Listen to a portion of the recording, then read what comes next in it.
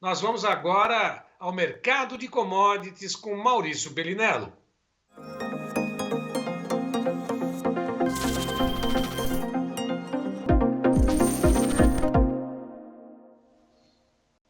Maurício, boa tarde para você, tudo bem?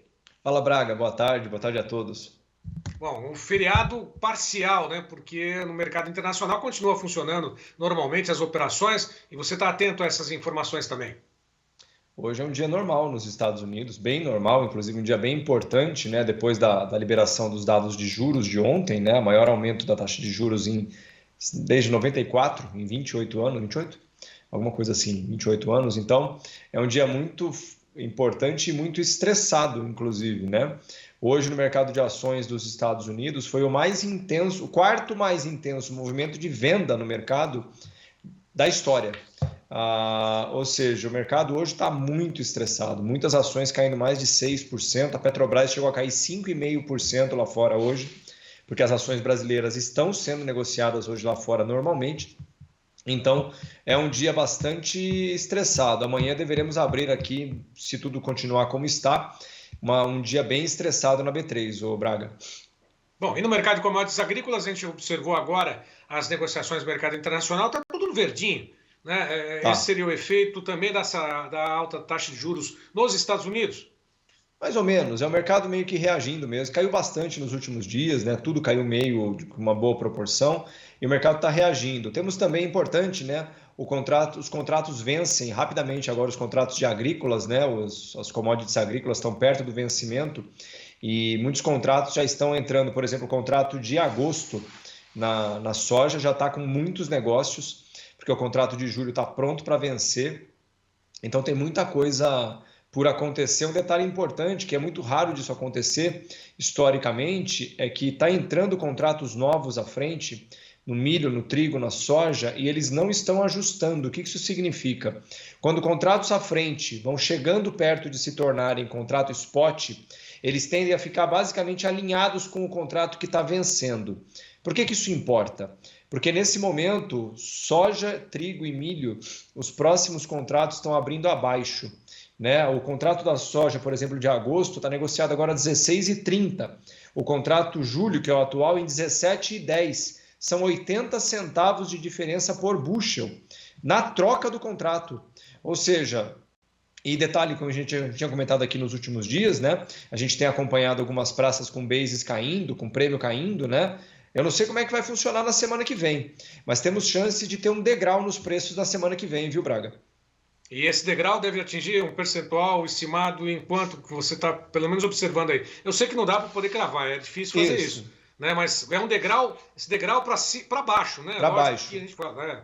Para baixo, Braga, porque aí depende muito da praça, né? Porque o prêmio varia muito dentro do Brasil, mas só o prêmio só o ajuste da soja mais o dólar, a depender da praça, deve ficar entre 7 e 9 reais. Por saca. 7 a 9 reais. Tá, e diante dessa situação, amanhã nós teremos um ajuste e as negociações serão mais intensas, né? Aliás, sim, o mercado internacional está funcionando. Provavelmente, muitos produtores, agricultores aqui no Brasil estão observando e fazendo também suas operações no mercado internacional, como você mesmo sempre explica, né? Então, mas amanhã, especificamente amanhã aqui no Brasil, vai ser um dia mais tenso do que foi hoje nos Estados Unidos?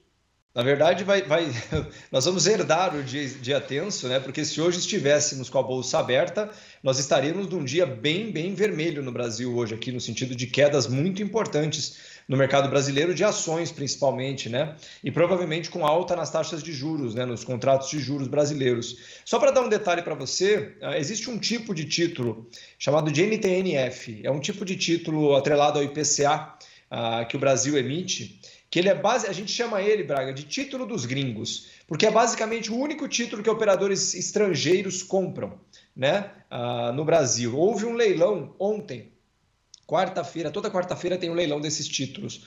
Ontem o Brasil não conseguiu vender nenhum. É a primeira vez desde o Covid, porque os gringos, os americanos, os estrangeiros estão indo embora.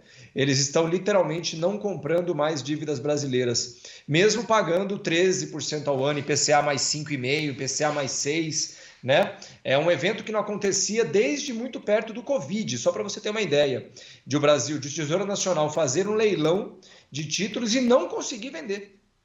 Ninguém esteve interessado nisso. Isso é uma sinalização clara daquilo que a gente vem falando aqui nos últimos dias, de uma sinalização muito ruim, no sentido desse aumento de juros nos Estados Unidos e na Europa, está afugentando os grandes operadores de risco, né? E o Brasil, infelizmente, é um país considerado mais arriscado, e essa é a tendência atual. Então, é o que eu falei, quero ver amanhã como é que vai ser o comportamento. No mercado de ações, só para você ter uma ideia, a Petrobras agora lá fora está caindo 4,7% e o Itaú caindo 3% nesse momento. E detalhe, o dólar está caindo no mundo inteiro hoje. Então a gente tem chance de amanhã ter o dólar em queda no Brasil, mas o mercado acionário apanhando um bocado.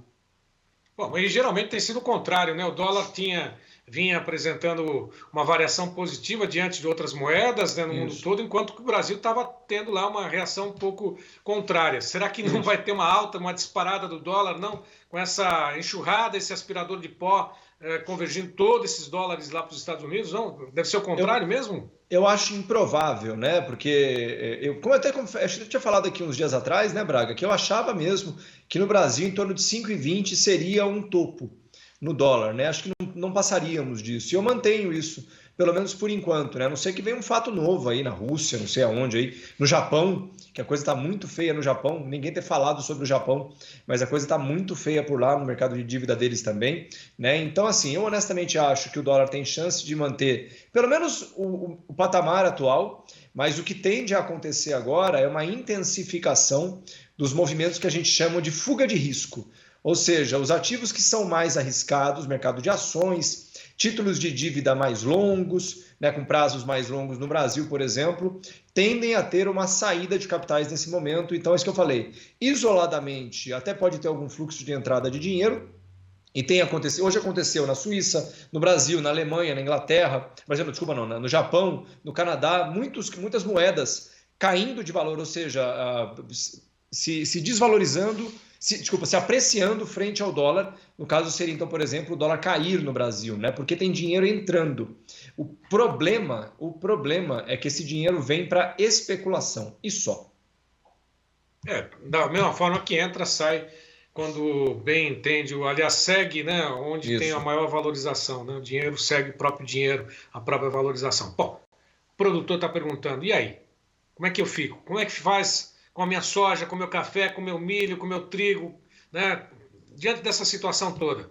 Continuo no mesmo foco, meus custos de produção estão aumentando, o dólar vai ter uma indefinição por enquanto, se vai subir, vai cair. Mas o que eu faço como produtor? Eu pessoalmente acho que as commodities, que a gente chama de insumos, né, fertilizantes de forma geral, terão alguma dificuldade para voltar a subir para os níveis anteriores. É bom lembrar que ainda estamos muito acima do que estávamos, por exemplo, há um ano atrás, nos preços, né? Mas já caíram muitas dessas MAP, DAP, ureia, caiu 30% do topo. Eu não sei se voltaremos. A ureia tem grande chance ainda, por causa que o gás natural, que é o principal insumo, né, que forma amônia, né, e depois produz ureia, a gente tem uma instabilidade na questão da Rússia. Mas nesse momento mesmo, eu tenho dito claramente para muita gente, se você não for plantador de milho, tome cuidado, né? Porque o milho é a única commodity ainda muito pressionada, né? Muito mesmo. Tanto que hoje acho que bateu aqui, estava olhando mais cedo aqui, chegou perto dos $8 de novo por bushel, que é um preço muito alto no caso do milho, né? Mas se não for o milho, se você tiver com soja, trigo, né? Eu realmente tomaria um pouco de cuidado nesse momento, buscaria defesas de preço, nem que seja na forma de barter, né? Que você possa trocar por insumos na venda da sua commodity, mas ficar simplesmente olhando com as coisas do mundo afora, elas estão se deteriorando, né, rapidamente. O mercado internacional está se deteriorando rapidamente agora. Europa, Estados Unidos e Japão, numa velocidade que muita gente não esperava. Eu, pessoalmente, achava que seria mais lento, não está se confirmando isso. Então, se o mercado como um todo, globalmente, perder força do ponto de vista do mercado de consumo, compradores, famílias comprando, renda caindo, as commodities não vão ficar olhando. A chance disso acontecer é mínima, ô Braga. E o produtor certamente tem mecanismos para poder enfrentar ou minimizar esses impactos, né, que virão, certamente virão. Você é um dos que mostra o caminho, junto com o João Batista, no curso que você faz de introdução aos mercados.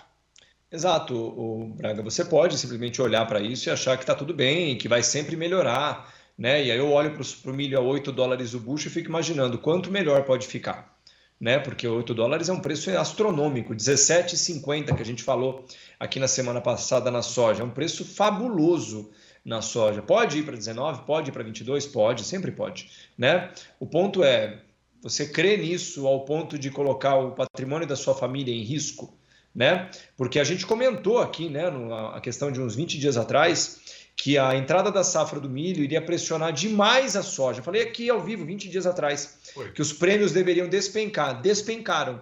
Em muitas regiões, para você ter uma ideia, Braga, caíram R$12 por saca. Só o prêmio, R$12. Ou seja, por quê? Porque está todo mundo vendendo junto, na hora errada. Não é a hora de vender. Agora não é a hora de vender. Mas agora você precisa livrar espaço no silo. Então, fique atento, existem estratégias que podem te ajudar nisso, de defender preços e depois poder guardar e aguardar o melhor preço depois. Mas é isso. Crer no futuro, num preço melhor é bom. Botar o seu dinheiro simplesmente por crer nisso pode ser um risco. Bom, e tem uma fila também já sendo formada de interessados em participar no teu curso de introdução ao mercado, né? Tem aí, inclusive, o telefone da Nádia Satier, que já está registrando. Tem muita gente, já falo que a fila vai ser grande. Certamente esse novo curso, essa nova turma, oitava, vai ser bem concorrida. Está aí o telefone da Nádia, 019 99510 5580. Manda uma mensagem para o WhatsApp, ela não vai atender, ela não vai responder. Portanto, manda uma mensagem, reserva espaço, a sua vaga aí no oitavo curso de introdução ao mercado de commodities com o Maurício Berinello, que vai dar todas essas informações, passar todos esses detalhes, que não devem ficar restritos a um grupo apenas, né? A vários, né? Quanto mais ampliar essas informações, melhor para que todo mundo possa ter renda, né? E garantir, pelo menos, né, que essa renda fique no bolso do próprio produtor aqui no Brasil.